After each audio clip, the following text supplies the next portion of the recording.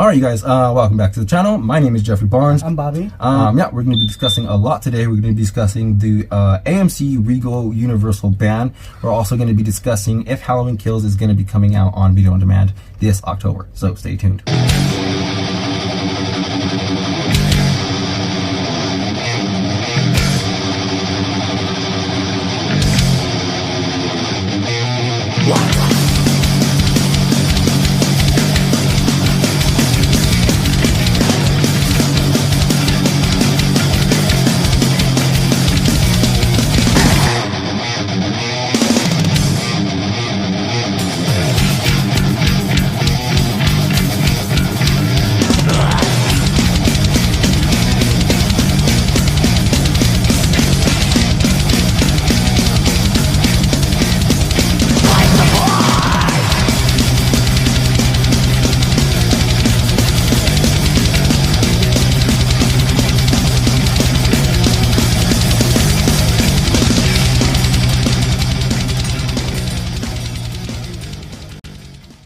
All right, you guys.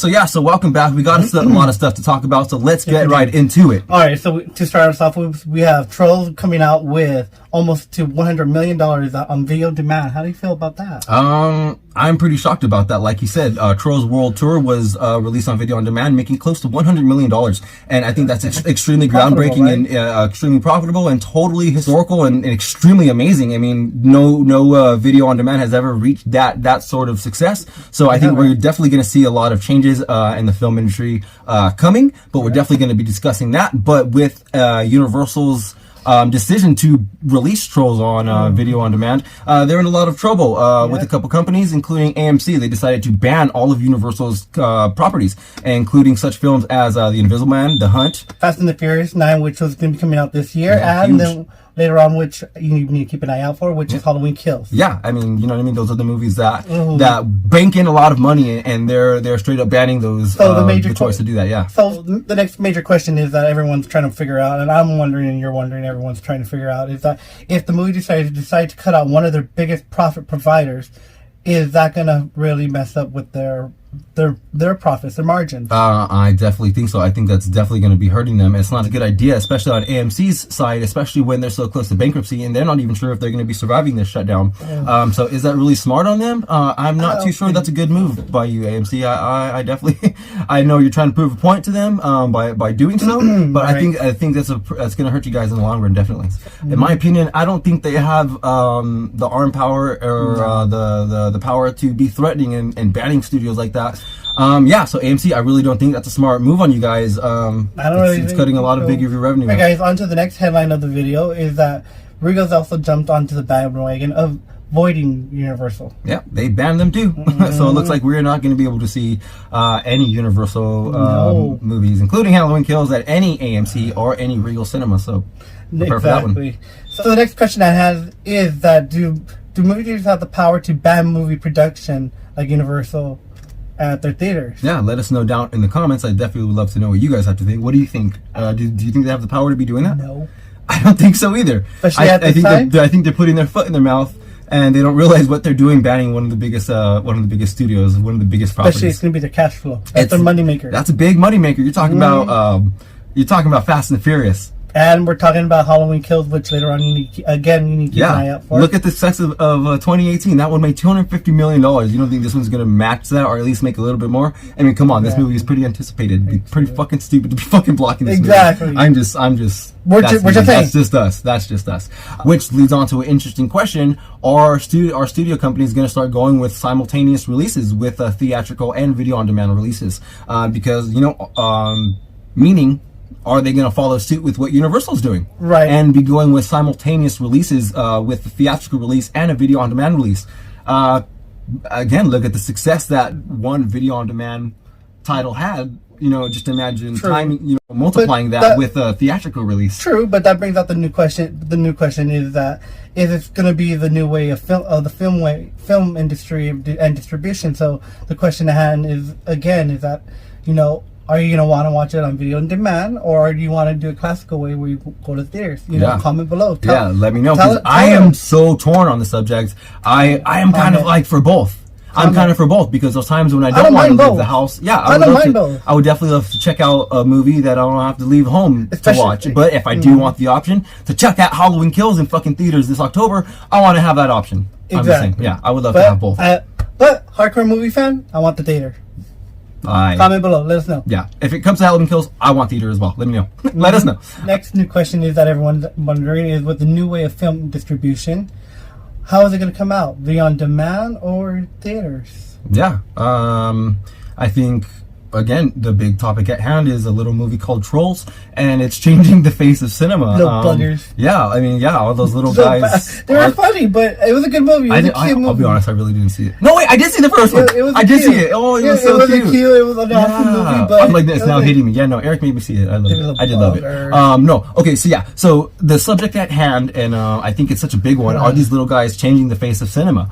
And I think a lot of studios are going to be looking at what Universal did, and they're going to be taking suit, and they're going to see that, you know, maybe a theatrical release isn't so necessary. You know, with the success of Trolls, it's... But you know, you still want to have that option where you want to at least go out and relax. You know, I mean, even though there's people around you, yes, but the majority is you want to have that experience, that hot dog, the popcorn, the popcorn. You know, even I love that fake butter.